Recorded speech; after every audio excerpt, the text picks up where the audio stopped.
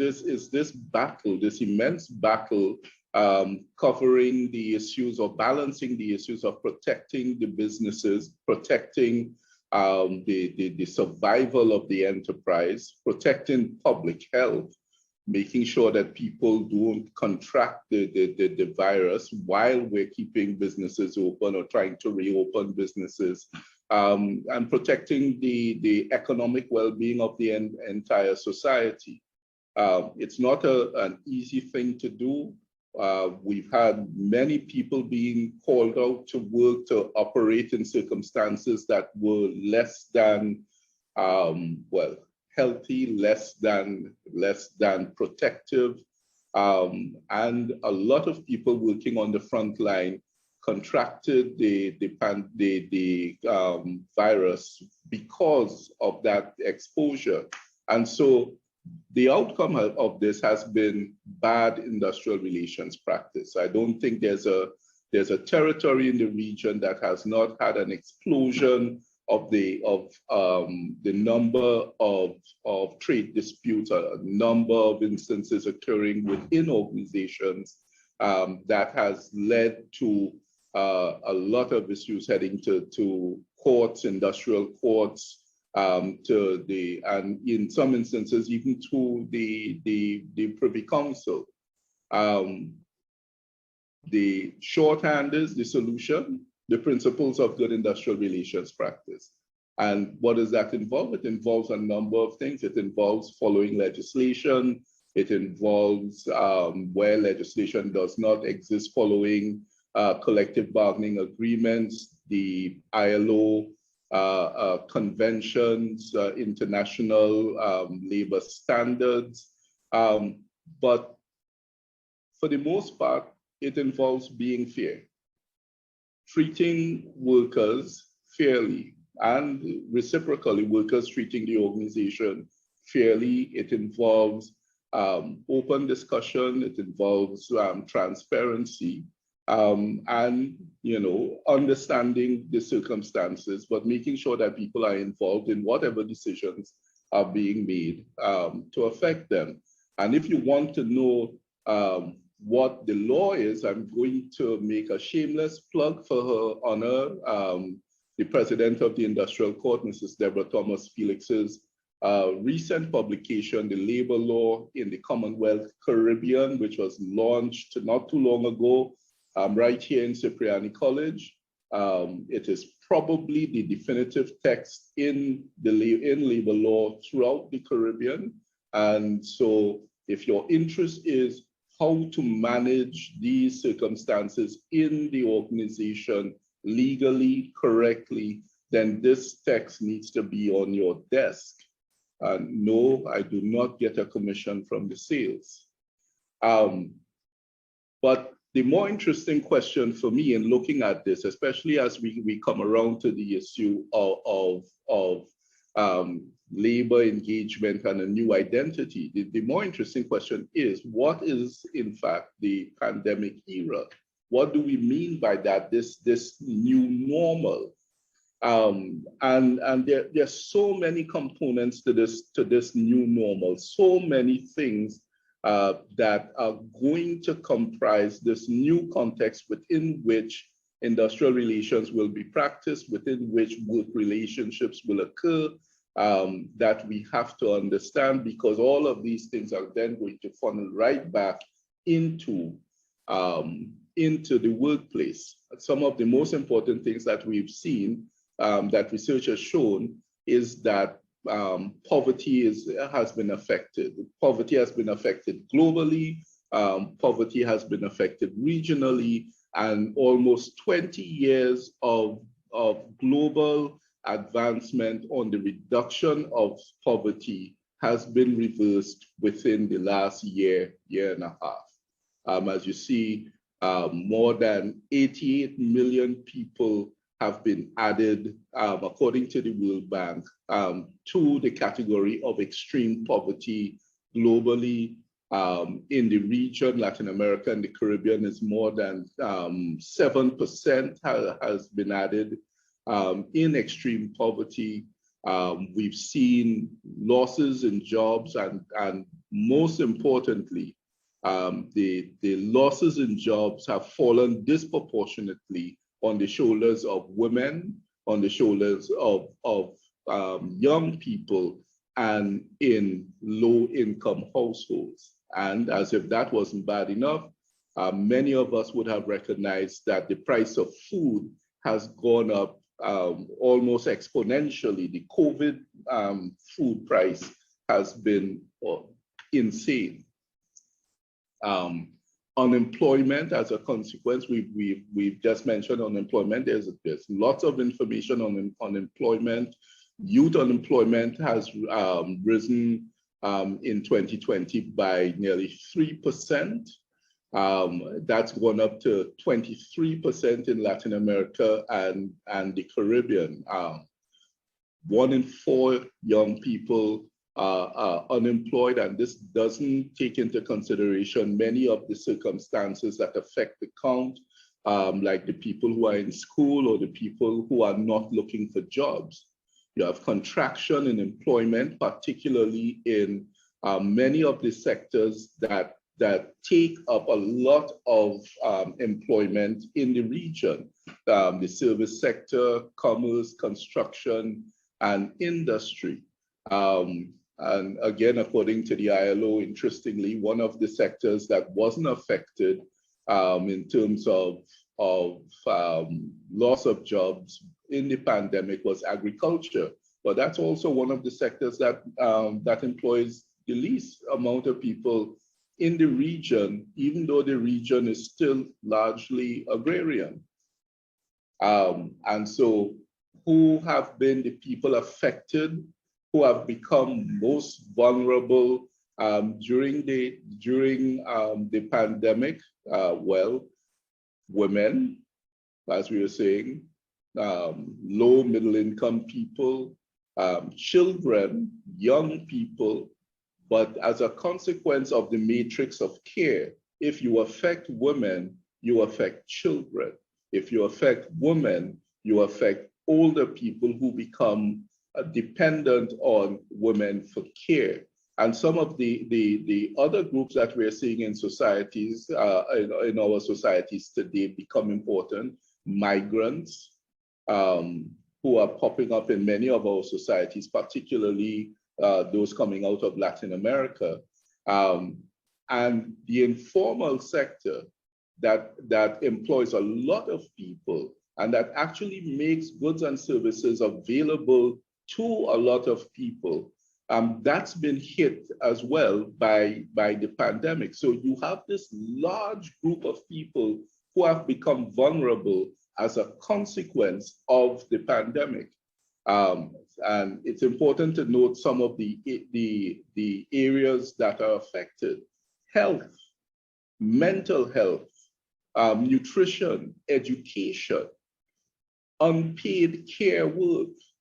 These are important things that affect the living standards of people, but that also affect the work relationship, because it's going to impact things like my living wage, the pressure on my wage, the kinds of benefits that I need to negotiate, the things that I am able to afford at the end of the month, or quite frankly, the things that I'm not able to afford at the end of the month.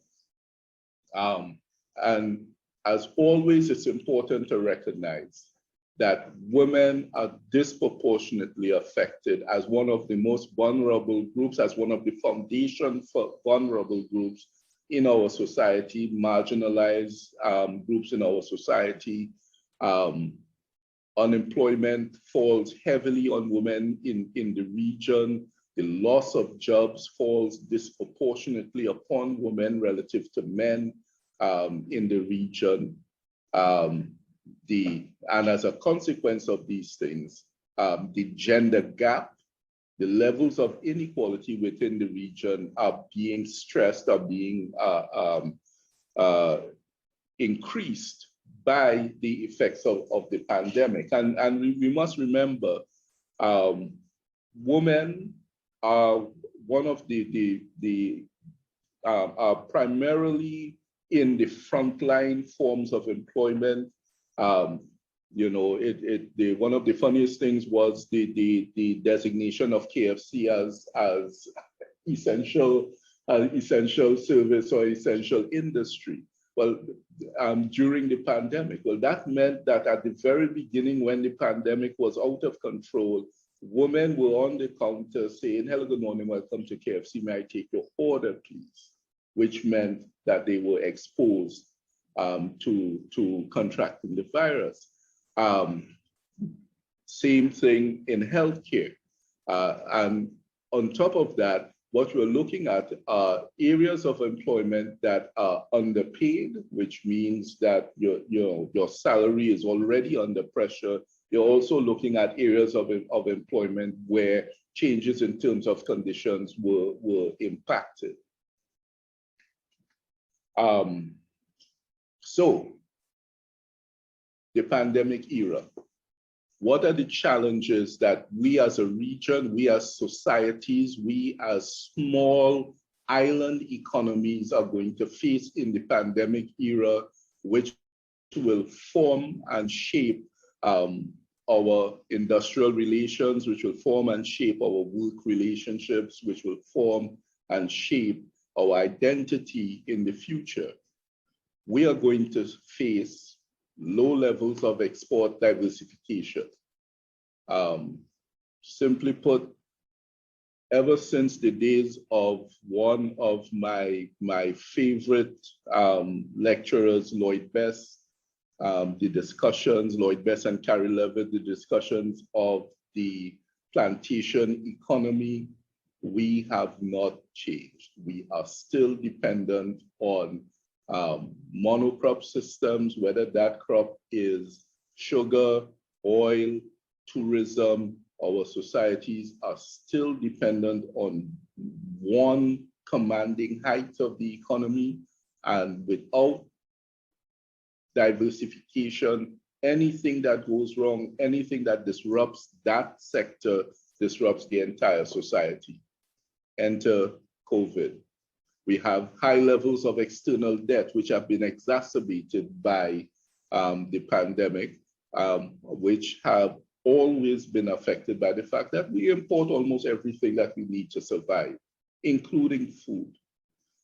We are very dependent on remittances. And if the pandemic disrupts the income of the people in the developed worlds who send the remittances, then you know what it's affected, what is happening down here. And then my good friend, Mr.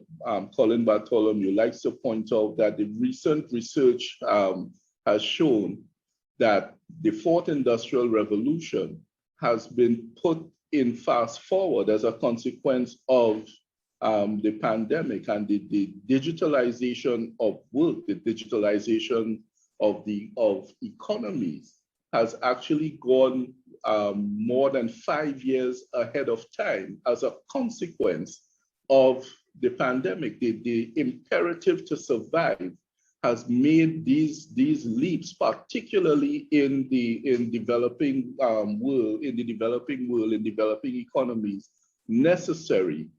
Unfortunately, what it also means is that some of us who are least able to make the leap are now put in a situation where you are either going to do or die.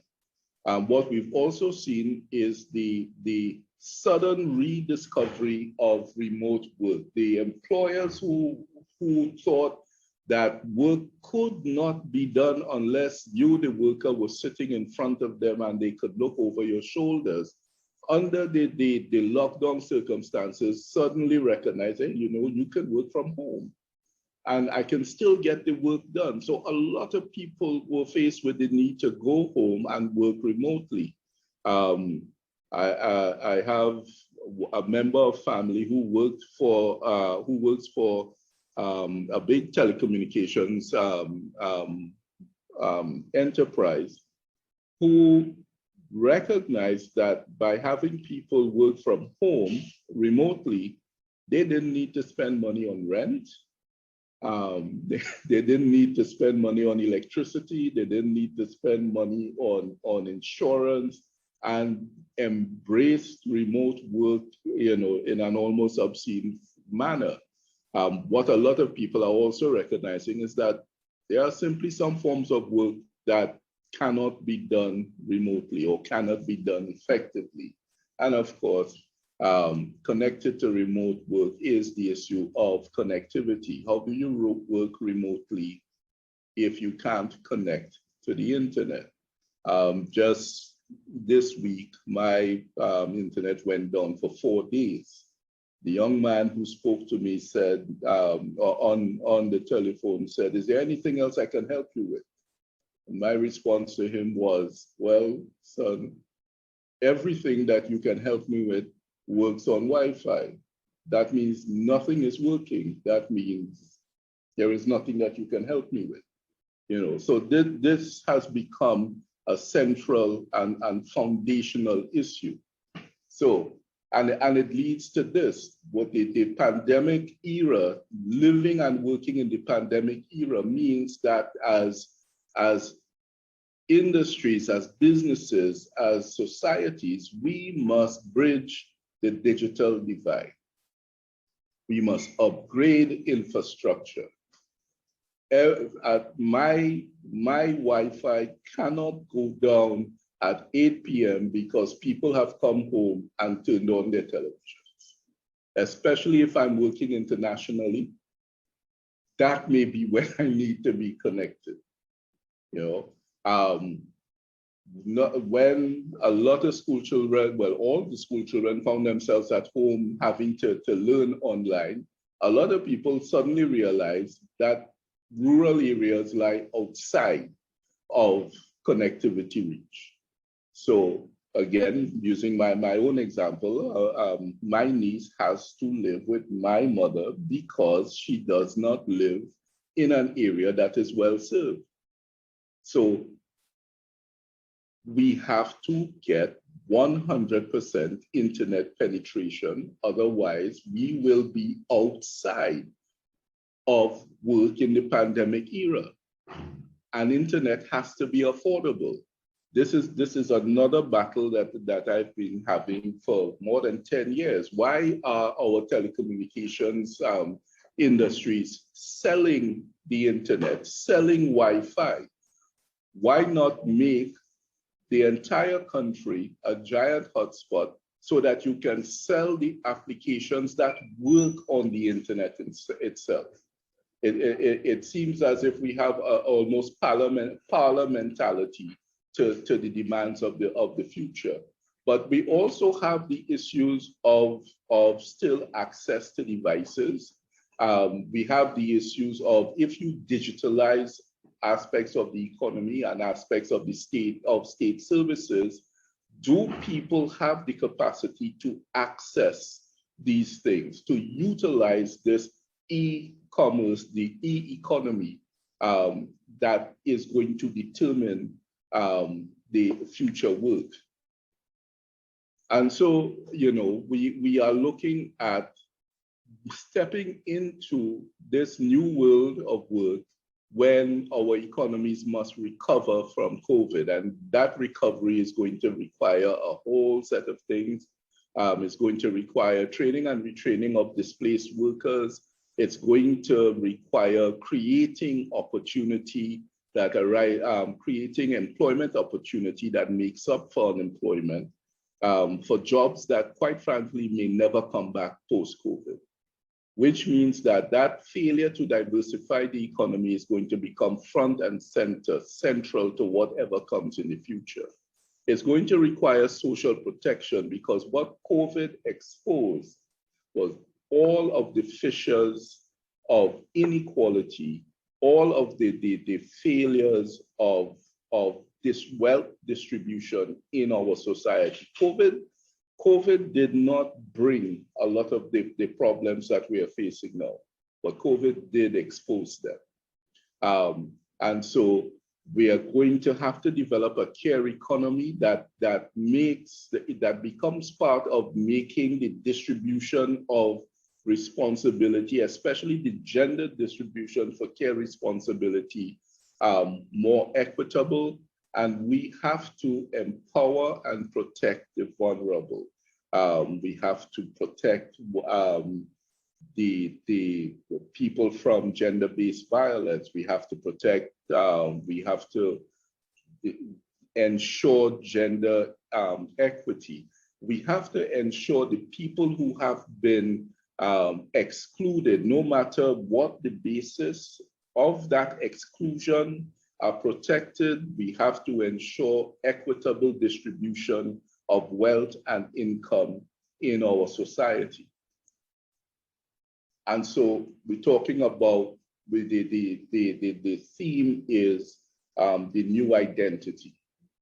And the question is, what is the role of credit unions post-COVID?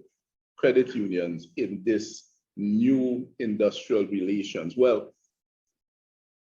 if what we are looking at is how do credit unions practice industrial relations inside their organizations, then we've missed the mark.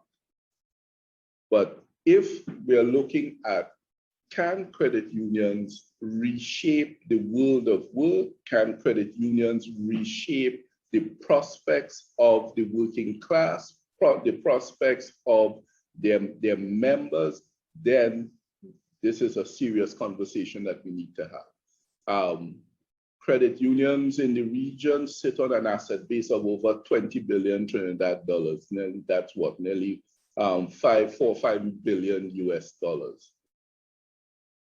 If you sit on that asset base, what can you do as a credit union movement? What do you do to benefit your members? I was looking at some of the credit union pages and their responses to the pandemic, and everybody was talking about lending more responsibly and making sure that bad debts don't occur, and talking about moratoriums for loans and all of that, which is fine in the immediate moment. But what do we do going forward? Because as we were saying, we have the idea of lost jobs that aren't coming back. We have the issue of the need to diversify the economy. And so there are going to be things that are required, like venture capital, to help people create their own businesses. We're going to have have people investing in their communities to ensure that communities, in fact, do recover and do survive. In short, credit unions are going to have to become a part of the credit union movement, are going to have to become a central part of reshaping industrial relations at the national level. And so what are we looking at? We're looking at important aspects of recovery and development, and the new identity, I think, is very much like the old identity. We're looking at community economic development. Recovery will have to occur not in a centralized manner, but at the community level.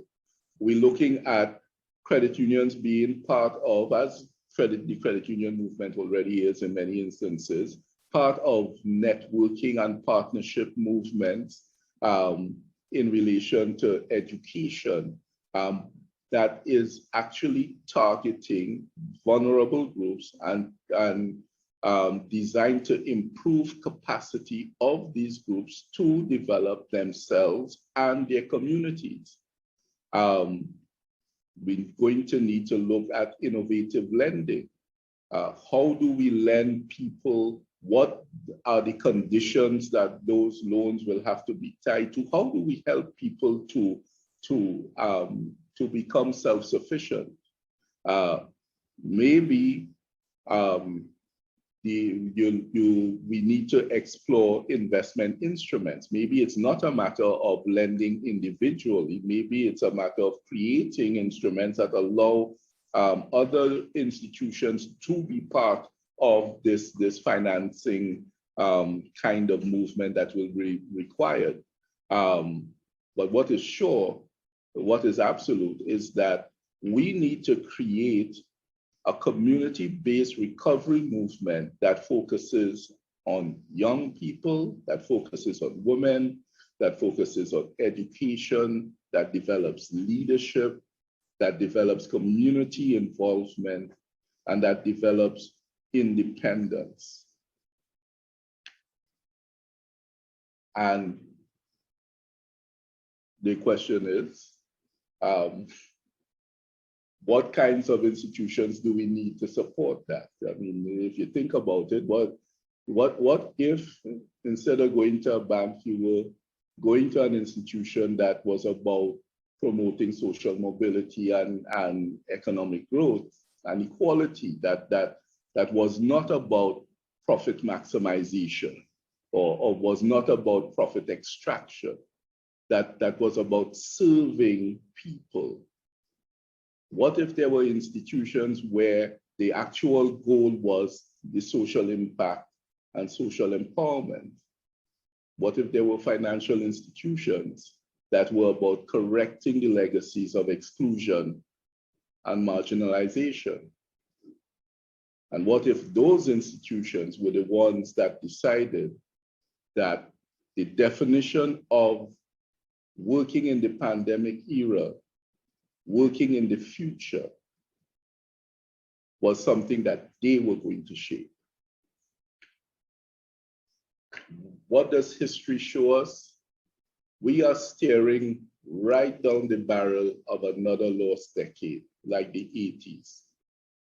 Barrel children, children making children, guns, drugs, gangs, another lost decade coming on the heels of 2 decades of continuous recession and a pandemic and more recession and qualitative changes in the world of work and work relationships.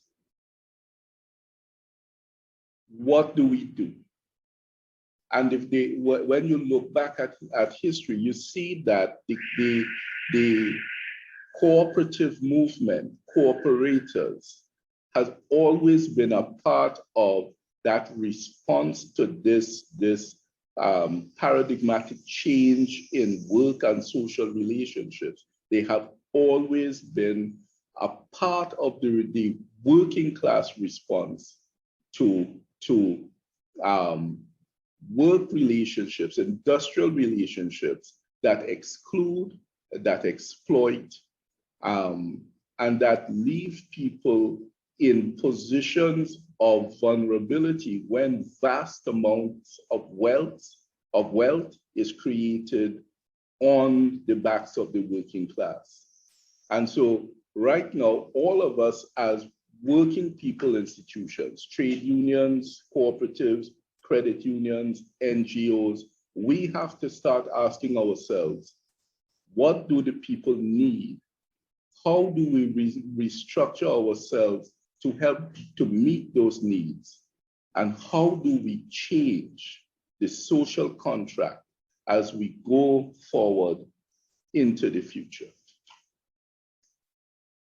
The identity is going to be determined by what we do from this point on.